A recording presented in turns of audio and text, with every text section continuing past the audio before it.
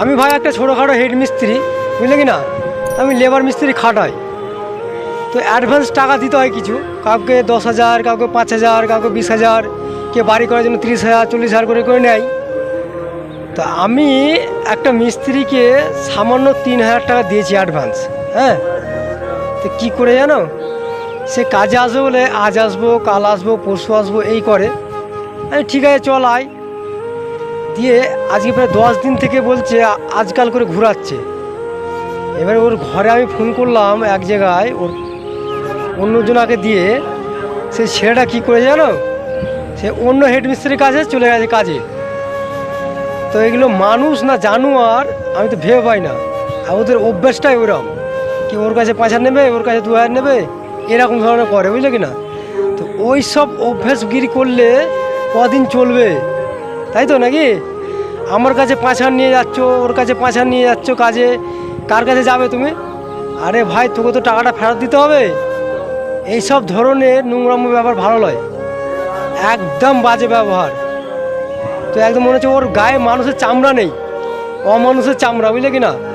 না হলে একজনের কাছ থেকে অ্যাডভান্স টাকা নিয়ে অন্য জায়গায় কাজে যায়, নাহলে অন্য জায়গায় পালায়।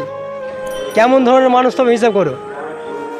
আর আমরা যদি কারোর 5,000 টাকা কিংবা 2,000 টাকা কিংবা 1,000 টাকা যদি বাকি রেখে দিই না, ফোনের ওপরে ফোন আর উল্টো পাল্টা কথা বলবে। তখন বলে শালা হেড মিস্ত্রি পয়সা দেয় না, ঠিকাদার পয়সা দেয় না, এরকম বলবে।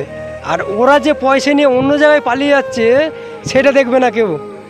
যখনই আমরা পয়সা 500 1,000 টাকা 2,000 টাকা আটকে রেখে দেবো, তখন অনেক ঝামেলা, আলাদা কিস্তি করি এরম ধরনের। হ্যাঁ, তারপরে ওদেরটা টাকা আর আমাদেরটা টাকা না, এরম ধরনের মানুষ আছে এখনও এইসব যুগে। আর এইসব যুগে বাস্তব মানুষকে কোনো দিন টাকা দিয়ে উপকার করতে নেই। অনেক মিস্ত্রি আছে এরকম যে কাউকে 10,000 20,000 টাকা অ্যাডভান্স দিয়ে আবার 1 মাস পর 15 দিন পর ফেরত দেওয়া হয়, বুঝলে। তো এই সব ধরনের ওদের মানুষের গায়ে চামড়া নেই, বুঝলে না, যে হ্যাঁ 3,000 টাকা নিয়ে অন্য জায়গায় পালিয়ে গেছে।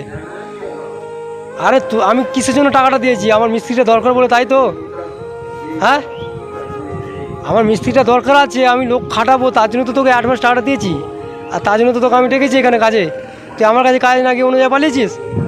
এগুলো মানুষের চামড়া নাকি তোদের, না কিসের চামড়া? বেয়াদব কোথাকার।